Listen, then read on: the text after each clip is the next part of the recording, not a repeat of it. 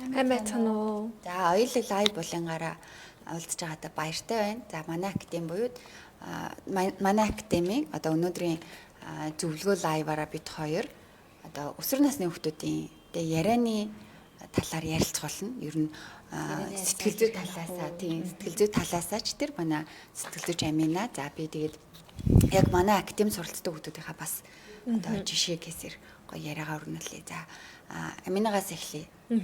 За ер нь өсвөр насны хүүхдүүд за өсвөр насны гэлтгөө ер нь хүүхдийн сэтгэл зүй ярианы одоо өөртөө ихтэй байдал ер нь хизэнээс бий болдго юм бол за эхнээс ингээд дурдах юм бол бага насны үеийг цэцэрлэгт хүүхдүүд айгүй их яриа байдаг шүү дээ. Ээж аваагаа ч юм уу одоо өөрт сонирхолтой санагдсан зүйлээ маш дэлгэрэнгүй ярьж идэг, маш урт туглаа 8 ч юм уу 9 мөстөө ороод эхлэнгүү тогтоод ч гэсэн хөвгөөж гэсэн гадаад үзмжинд айгүй хараад эхэлсэн шүү дээ. Нав юу гэж бодох бол тэгэхээр энэ айцаасаа болоод зарим хүүхдүүд хаагдчихдаг. Одоо бусдын өмнө нэх чөлөөтэй илэрхийлж чадхаа болдог. Ер нь дугаа ораагаа за ер нь би ярьтаас энэ хүүхдээ ярьчих байх та гэдэг ч юм уу те. Урдуура хүүхдээ оруулах одоо ангид нэг 3 хүүхдэл асуудаг шүү дээ. Одоо нэг 50 40 хүүхдүүдээс 3 хүүхдэл хариулах боломж сайхад тэр боломжуудыг алдсаар хагаад би чадахгүй гэдэг итгэл үнэмшилтэй болчтой. Тэгэхээр энэ хүүхдүүд яавал зүгээр вэ гэхээр айцаа даван тулах, шууд нүүр тулах хэрэгтэй. Шууд нөгөө усан цэл сурч байгаа л шууд живд сур гэдэг шиг тэрэн шиг шууд яадаг. Одоо би ингээд 10 жилдээ ярих хэлтлийн хичээл мичээлд ингээ хамрагдаа тусдаа клубт явангууд багш шууд тэгээ шууд яг энэ үгийг хэлээл шууд энэ дэр гаргачихсан дээ. Гихэнгүүт яг туршлага хуримтлуулах нөхцөл байдал олон удаа ярьж үзсэн тэр дадлага л хүнийг маш сайн айзаа даван туулах хэлтэй чадвартай болгодог гэж би боддог. Тэгэхээр одоо хэлж штэ шууд айцтайгаа нүүр тулах ёстой гэх юм. Яг тэр айцтайгаа нүүр тулах ёстой гэдгийг сонсчлоо тий мэдчихлээ. Гэхдээ нэг юм зоригжуулах зүйл ч юм уу тий нэг юм алхам ч юм уу хэрэгтэй байна тий. Тэгвэл яг өсвөр насны хүүхдүүд яг юунаас эхлэх ёстой энэ тэр айцтайгаа нүүр тулахын тулд айцтайгаа нүүр тулах гэхээсээ илүүтэйгээр цогтаад идэг. Тий цогтдаг. Тэгэхээр хэрвээ чи цогтаад байгаа бол энэ маш чухал юм а гэдгийг эхлээд ойлгох хэрэгтэй. Би ярих илтгэх чадвараа нэмэгдүүлэх хэрэгтэй юм байна. Тийм зориггүй бол цогтаалаа. Нөхцөл байдлууданд туурсан ч гэсэн багш нар самбар дээр гаргасан ч гэсэн ярихгүй байжгаад буучдаг хүмүүс байдаг шүү дээ.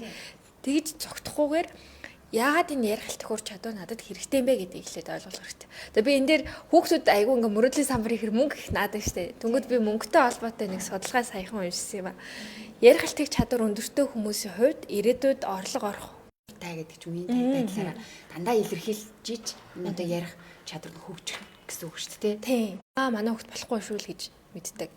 Тийм учраас анги дээр ер нь хэр байгаагийн тандаж үздэг ч юм уу те манай хүүхдийн чадвар. Гэтэ ер нь л хиндэж энэ чадвар илүүдэхгүй суралцах шаардлагатай сэдв учраас та хүүхдээ илүү нээлттэй яриад бусдын өмнө илэрхийлж чаддаг, өөртөө итгэлтэй болох те өөртөө итгэлтэй гэдэг чинь айгүй чухал үзүүлэлттэй бусдыг манлайлахыг хүсчил агаал энэ чадвар дээр нь ямар нэгэн сургаалт нөхцөл байдлыг бүрдүүлэх хэрэгтэй. Мэдээж 10 жил тэр чадварыг олохгүй тий. Шинжлэх ухааны үндсэн чадваруудыг эзэмшүүлэх зорилготой багш нар маань ажиллаж байгаа шүү дээ тий. Тэгэхээр би бол нэмэлт сургалтанд илүү явуулаасай гэж ээж аав нартай ол зөвлөнө. Мэдээж ээж аав нар яг олон хүмүүс цуглуулаад хүүхдээ ихтгэл тавиулаад ах боломж нөхцлүүд ховор штэ тий. Яг нэг цагаан сараар хамаатнууд цуглахаар л шүлэг уншигдаг байсан бол одоо нэг хүүхд за чи ямар ч хэсэг нэг аюу хамаатан ах нартайгаа эцэг нартайгаа мэдлээдэх гээд энэ бас нөхцөл байдал гэдэг сайн сургаж байгаа. Хүмүүстэй мэдлэл сургах. Тийм байдлаар л тусалж чадна. Тэрнээс биш яг нөхцөл байдал нь хязгаарлагдмал учраас бас яг мэрэгжлийн хүмүүсийн зөвлөгөөнүүдийг аваад хүүхдүүдтэй орчныг бүрдүүлж өгөх тал дээр илүү ажилласай. Сургалтанд илүү хамрагдуулаасай л гэж хүсэх байна. Тэгэхээр саний ярьсан зүйлээс нь бас нөгөө өөртөө ихтэй байдал гэдгийг бас дурдлаа л да. Тэгэхээр ярих чадвараа хөгжүүлснээрээ хүүхдүүд өөртөө ихтэй байдлаа нэмэгдүүлээд байна тий. Тэгвэл яг ганцхан одоо ярианы чадвараа бусдад өөрийгөө илэрхийлэх чадвараа тий хөгжүүлээд өөртөө ихтэй байдлыг олоод байна уу? Эсвэл өөр бас нэг юм давуу талууд ч юм уу тий хүүхдийн маань өөрийн маань нөгөөгдөл ч юм уу эсвэл эцэг эхийн хүүхдтэйгээ харилцаж байгаа харилцаа ч юм уу өөртөө ихтэй байдлыг суулгаад байна уу энэ байдлыг яаж юм доктортойгоор одоо юу гэдэг нөгөө бага насандаа амар юм нээлттэй тэг чөлөөтэй ярилцдаг байжгаад өсвөр насны нэрээр ихээр юм хаалттай болоод байна гэдэг шүү дээ. Тэнгүүд тэр нэг бага наснда өөртөө ихтэй байдал нь байжгаад өсвөр нас томрох тусмаа алдагдаад байна шүү дээ. Тэгэхээр энэ өөртөө ихтэй байдлын хэр доктортой авч явахын тулд яг юун дээр анхаарах уу? Эцэгчүүд гэсэн үг шүү дээ.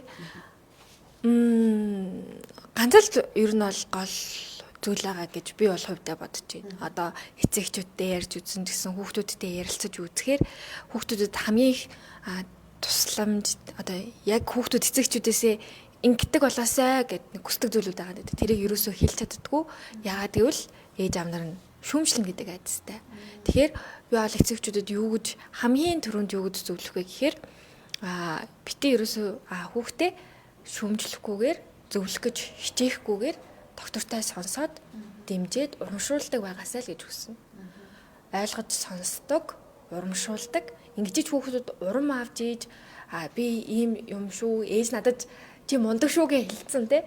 Эсвэл чи бас өстой хөөрхөн бичих юм аа гэж хэлчихвэл тэр хүүхэд улам л хөөрхөн бичих гэж хичээг. Тэгэхээр энэ чадваруудад дээр урмын үг, шүүмжлэлээ багасгаад одоо зөвлөх гэж оролдохоо багасгаад илүү урмын үгийг хэлж явах юм бол эцэгчүүдийн хувьд хүүхдүүдийн хувьд бол өөртөө итгэлийн хувьд бол нэмэгдэнэ.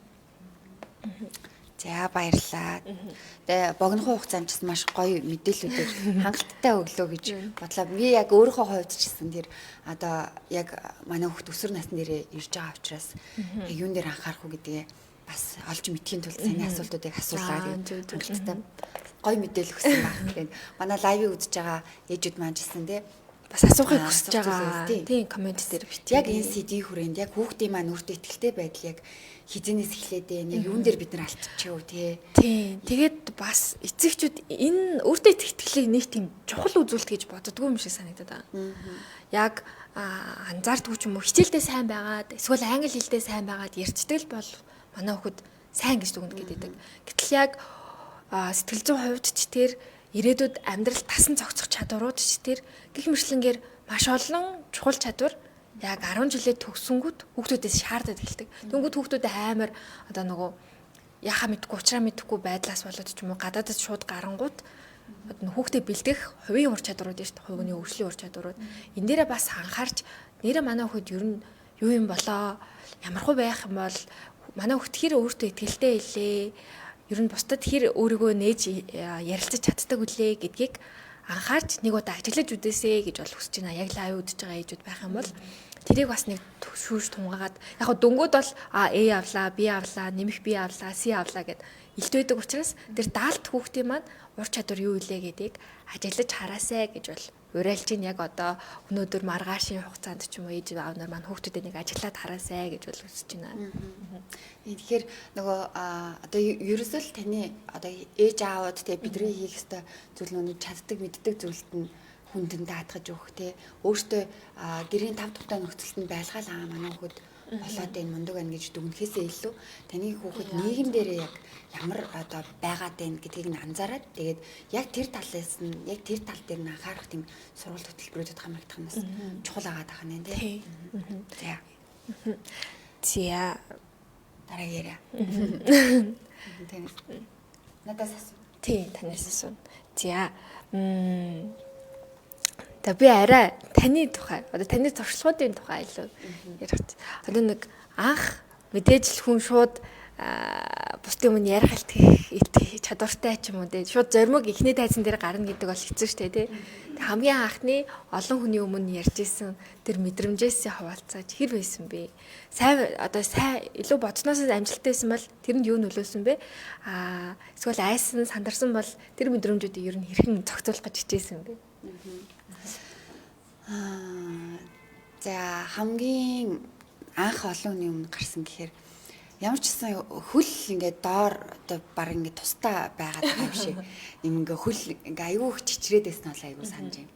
Шууд ингээд миний би өөр би шиг нэг тийм мэдрэмж. Гэхдээ тэр нөгөө нэг одоо ийм нөгөө бэлтгэл аюу дэжгүй байсан болохоор бас аваа гарцсан гэж бас өөрийгөө бодоод байгаа. Тэгээ би чи нөгөө нүүрний мимик аюу сайтай яг инээвэлтэй ингээд сандарж байгаагаа илэрхийлэхдээ ч юм уу айгүй сайн инээгээд ч юм уу те ингээд харин нэг өөр хэлбэрээр хүн харахад сандраад байна уу да гэж хардггүй юм шиг байна. Гэтэл дотроо ингээд хөлбөл ингээд салхаад чирээд байгааг мэдгүй байгаа байхгүй. Тэгэхээр бодохдоо ер нь тэр одоо айдсан айгүй сайн нууж чадаад байна. Тэр нууж чадсан зүйл нь бол бэлтгэл сайн хийсних байхаа гэж би дүгнсэн хамгийн анхны сургалтад орж явахдаа. Тэгээд одоо бодоход би чинь ингээ багасаа нэг юм одоо хашаан дээр шохоогоор ингэж тоглож өссөн юм байхгүй юу. Тэгээ тэнгууд дандаа А Б гэсэн өөр мэдэхгүй, үсэг мэдэхгүй. Тэгснээ А Б зураад байдаг. Тэгээд тэрийг ингээд бодоод хахаар тоглох болгондоо л ер нь л нэг юм заах гал тэг хүнд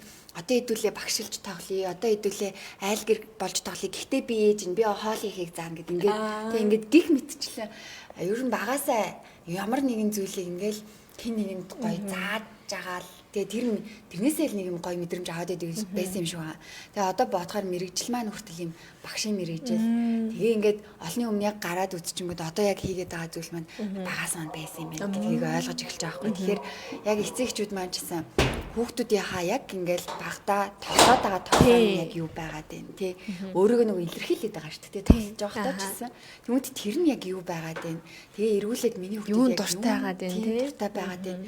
Юу илүү амжилттай хинч хэлээг байхад хийгээд авалдалч өөрөө ер нь тухайн хүнийх нь амжилтыг л тодорхойлоод байна гэж ойлгож болно шүү дээ. Тэгэхээр тэр байдлаасаа би ер нь л ийм байдалд ийм багшлах тий олон хүний өмнө гарах байдалтай ер нь би багасаа барыг бэлэн болоод ирсэн юм шүү гэж бодоод байгаа байхгүй. Бэлтгэж байсан байна шүү дээ. Тэгэхээр эхний анх одоо гарах олон хүний өмнө гарч бэлтгэл танилцуулах тий манай хүүхдүүд ч гэсэн маш их гардаг шүү дээ. Тэгэхээр тэр байдлаа ер нь бэлтгэл тийм. Би одоо яг хүүхдүүдийн тухай асуух татна. За одоо манай ерөнхий менежер маань 4 жил хүүхдүүдтэй ажиллаж байгаа. Мэдээж олон камертай дадлахуудыг хүүхдүүдтэй хамт хийсэн. Анхны илтгэлүүдийн хамгийн анхны одоо хүүхдүүдийн хамгийн анхны бас тийг сандарж байгаа мөчөдтэй хамт байсан. Тэгээ хүмүүс хайжирж байгаа ч мөчөдтэй хамт байсан. Хамгийн төгсгөлийн шатан дээр хүрээд илтгэл тавьж байгаа хүүхдүүдийг ч маш сайн харсан. Тэгвэл хүүхдүүд хэрхэн өөрчлөгддөг анх ямархуу байдаг талаар одоо төгсгөл нь ямар болж өөрчлөгддөг тухай гоё хаваалцааж хүүхдүүд өөр юун дээрээ өөрчлөгдөж байна. Тийм одоо анхны за сургагч багшийн маань хөтөлбөр гээл эхлэе л да тий сургагч багшийн маань хөтөлбөрт сураал төгсөл хүүхдүүд маань хөвчлэн камертай дадлага хийдэг тий тэнгууд ерөөсөө яг л нөгөө энэ ярих илтгэх ур чадвар гэдэг чинь өөрөө яг л нөгөө нэг угаасаа юм байх хэвээр хүн анх юм ярьж байхдаа угаасаа сандарна. Би сандрал бий бодлоо. Айдас бий болно тий. Тэгээ айдсын үр дагаварт нь биеийн жичрэн эсвэл санаанд өөрөө мэдгүй ингээл үйлдэхийн гэдэг ч юм уу ийм бүх одоо шинжүүд ингээд гарч ирж идэг. Тэгээ тэрийг нөгөө мэдчихэж байгаа учраас за энэ хүүхд маань сандраад байгаа юм байна. За одоо ингэх юм байна гэдэг нь чиний жисэн түрүүн хэлдэг нөгөө урам гэдэг тий маш чухал байдаг байхгүй.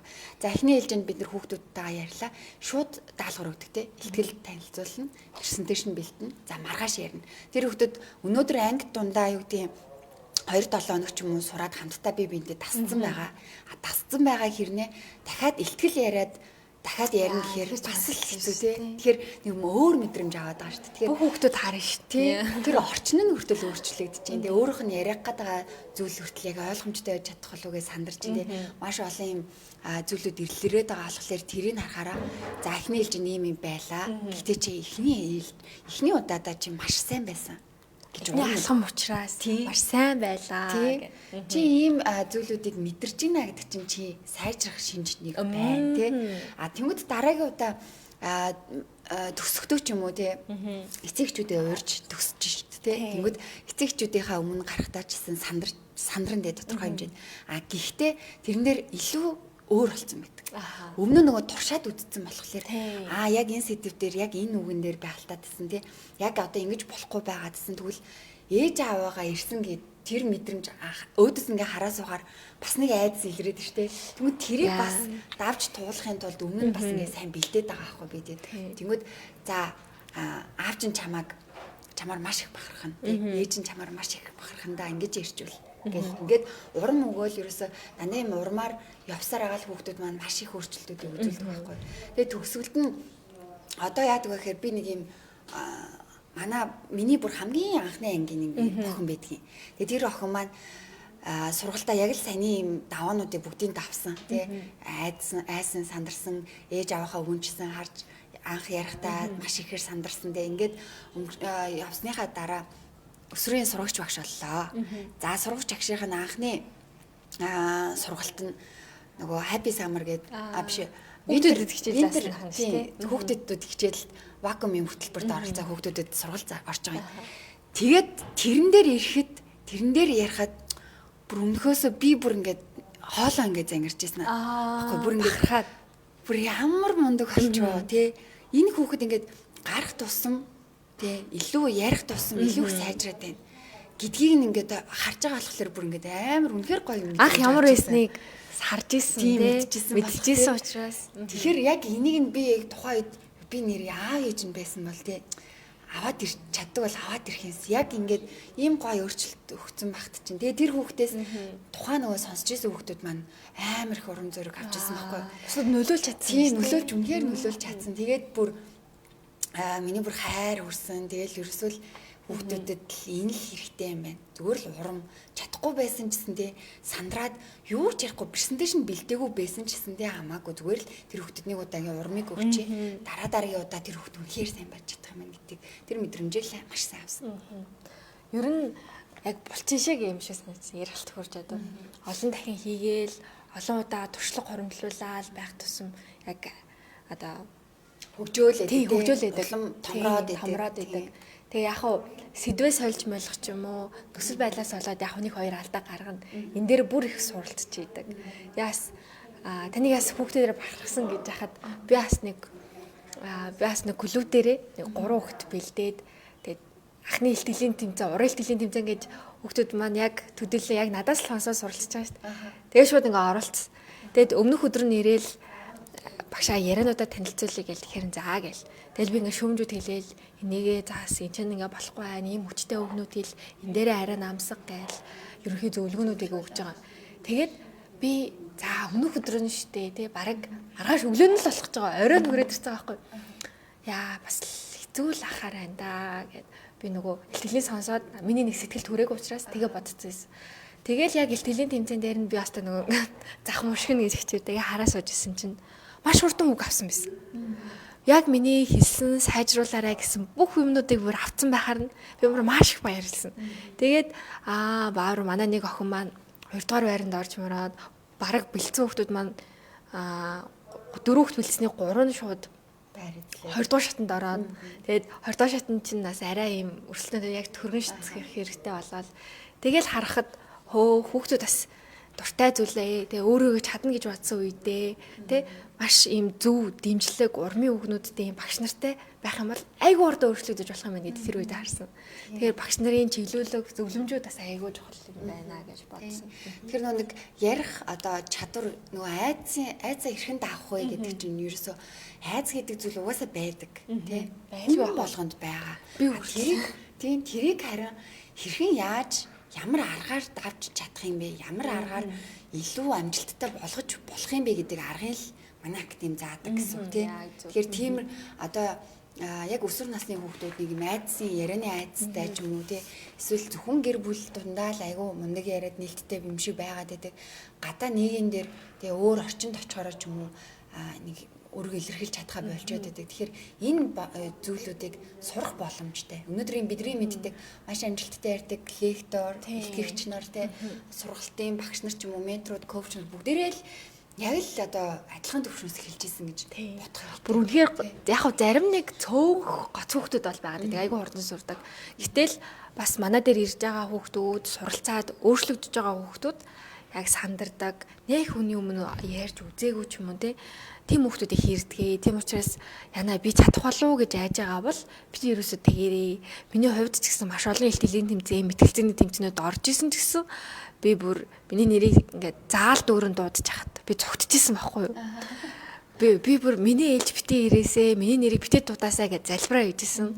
Тийм одоо мөч хүртэл надад байгаа. Тэгэхээр айх цогтох энэ бол хэвийн зүйлээ. Энийг харин нүүр тулаад эртгэн уучраа олсон дээрээ гэж болж зөвлөн. Тэгээд манай найзууд чинь айгүй муухай хорон энд байна гэж орилол. Тэгээд гарсан. Тэгээ би уйлж буусан. Тэгээ надад л үнэхээр муухай байсан. Гэтэ энэ бүх мэдрэмжүүдийг одоо бодохоор айгүй гоё.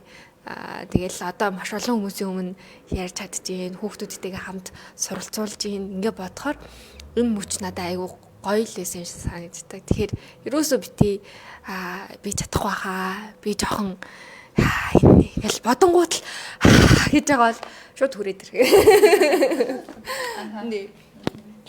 Тэгэхээр өнөөдрийн лайвгаа төгсгөл бид хоёр одоо тун утгагүй болох гэж байгаа. Яг өнөөдрийн ярьсан сэдвийн хүрээнд болох сургалтуудаа танилцуулъя гэж бодсон. За манай Аминагаас эхлэе. Би манлайлагч гэдэг ивент. За яг 14-ээс 18 хүүхдүүд насны хүүхдүүдэд зориулсан би манлайлагч буюу анхын шатны ерөнхий элтгэх ур чадварын одоо мэдлэг олох зорилготой ийм ивент зарласан байгаа. Тэгээ энэ дээр болохоор бас нэмэлтээр презентацийн хэлтгэх бэлтгэх вэ. Кано одоо аюу их ашигладаг болсон шүү дээ. Тэрийг яаж хүмүүсийн анхаарлыг татгууз гоё зүйлүүд хийхийг одоо заавар өгнө. Тэгээ мөн дадлага ажилтай, сонирхолтой, дасгал даалгавартай.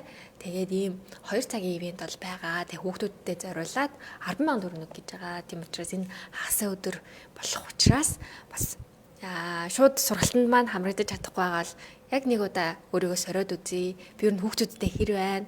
Би нэг айцтайгаа нэг нүүр тулаад тэмдрээд үзье гэж бодож байгаа бол заавал үрж ирээрээ гэж бол уриалж байна. Тэгээд хагасаа өдөр 12 цагаас болно. Тэг 2 цаг хүртэл үргэлжилнэ. Тэгээд илүү дэлгэрэнгүй мэдээлэл авахыг хүсэх юм бол манай пэйж хуудас руу чат чих эсвэл дугаартай холбогдох.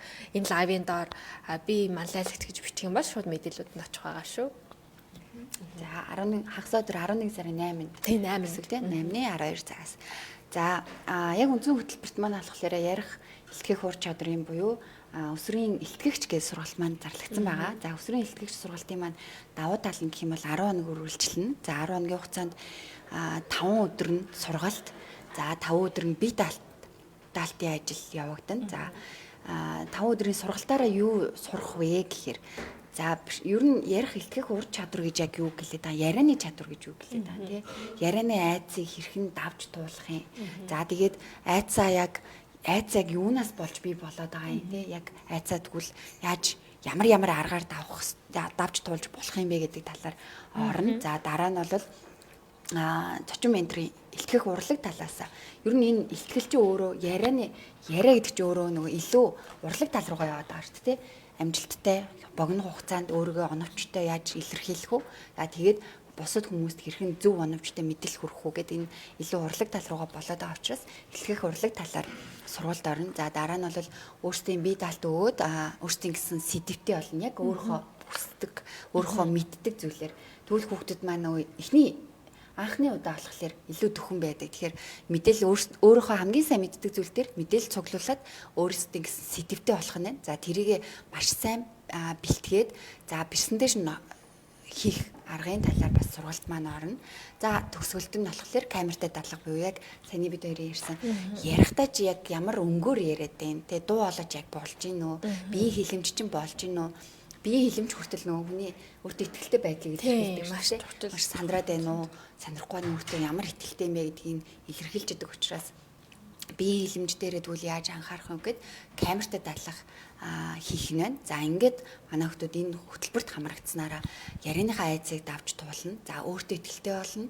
За өөрсдийн гэсэн сэдвтэй болно. За энэ бол хамгийн чухал тийм өөрсдийн гэсэн сэдвтэй болох нь. За ингээд төгсөөд дараа нь тэмцээн уралдаанд за илтгэлийн тэмцээнд ч юм уу оролцох боломжтой. Ийм гоё хөтөлбөр байгаа. Тэгээ 5 хоногийн сургалттай 5 бие далттай за ийм хөтөлбөр байгаа 11 сарын 12-наас эхлэхээр байгаа. За төлбөрөө өгөх юм бол 99,000 төгрөг гэж байгаа. За тэгээд яг өсвөр насны хүүхэдтэй яг өөрийгөө юм илэрхийлэх юм чадварт сурахыг хүсэж байгаа бол бас энэ хөтөлбөрт маань хамрагдаарай гэж хэлмээр байна. Тийм бас хөтөлбөрт хамрагдсан хүүхдүүд цаашлаад клубтэй хамрагдаад гой зүйлүүдийг хийж бүтээгээ сайн дурын ажлууд усан дэвжих тэмцээнүүдэд оролцоод явах боломжтой учраас маш гоё хамт олон хүлээж байгаа шүү бас цааштай. Тэгээд манай клубт орсноороо бас хүүхдүүдийн маань хувьд маш олон боломжууд нээгддэг гэдгийг бас энэ дашранд хэлье. Тэгээ манай академитай маань хамтдаа байгаараа гоё мэдээллүүдийг та хүүхдийнхаа төлөө өнөөдрийн одоо хийх гээд байгаа үйлдэл чинь те зөв чиглэлж зөв зүйлээ сонгох хэрэгтэй хаа. Тэгээд хүүхдтэйгээ ярилцсамаар байвал хүүхдтэйгээ илүү нээлттэй болохыг хүсвэл нийгэмшүүлэхийг хүсэх юм бол манай академиг зориод ирээрэй гэж хэлмээр. За тэгээд дараагийн удааны ийм зөвлөгөө лайвуудыг ямар сэдвтэй байгаасаа гэж хүсэж байна вэ? Тэрийг бас доор хичээрээ. Тэгээд ер нь ямархуу зүйлс одоо надад хэрэгтэй, манай хүүхдэд хэрэгтэй байна гэж бодож байгаа зүйлсүүдээ бас хуваалцаарай. Бас өөрийнхөө бас сонирхолтой, илтгэлтэй холбоотой жишээ түүх байвал бас хуваалцж болно шүү. Тэгээд дараагийнхаа зөвлөгөө лайв булангаараа уулзахдаа маш их таатай байх болно. Тэгээд манай пэйждээ үргэлж хамтаагаарай. Гэх мэтлэнгээр маш олон сонирхолтой мэдээллүүдийг хүргэх болно. За баярлаа. Баяртай. Тэгээд өрөө гайлаад дуусгая. За тэгээ. Хамтдаа гэрэлтүүлнэ.